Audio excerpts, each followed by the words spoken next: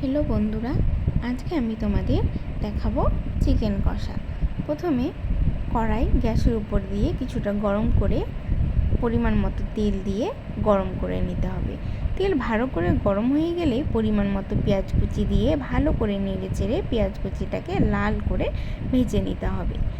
পেঁয়াজ লাল করে ভাজা হয়ে গেলেই সেখানে একটা পেস্ট অ্যাড করতে হবে।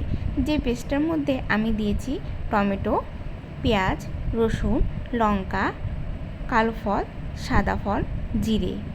সেটা ভালো করে নেড়ে চেড়ে 10 মিনিটের জন্য ঢাকিয়ে রাখব।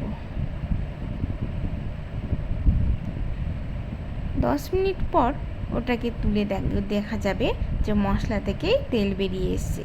তারপরে সেখানে পরিমাণ মতো হলুদ গুঁড়ো, পরিমাণ মতো লবণ, পরিমাণ মতো লাল লঙ্কার গুঁড়ো এবং গরম মশলা দিয়ে ভালো করে নেড়ে চেড়ে নিতে হবে। তারপরে আবার 3 থেকে 4 মিনিটের জন্য ঢাকিয়ে রাখতে হবে। সেটা ভালো করে 3 থেকে 4 মিনিট পর নাড়ে নিতে হবে। নেড়ে চেড়ে আবার 2-3 মিনিটের জন্য আমি ঢাকা দিয়ে দিলাম। 2 থেকে 3 মিনিট পর দেখব যে হ্যাঁ, মশলা ঠিকঠাক ভাজা হয়ে গেছে। তারপরে মাংসের পিসগুলো দিয়ে ভালো করে নেড়ে চেড়ে নিতে হবে। মাংসের পিস দিয়ে নাড়ে 10 মিনিটের জন্য ঢেকে রাখবো। 10 মিনিট পর দেখব যে মাংস থেকে তেল বেরিয়ে এসছে।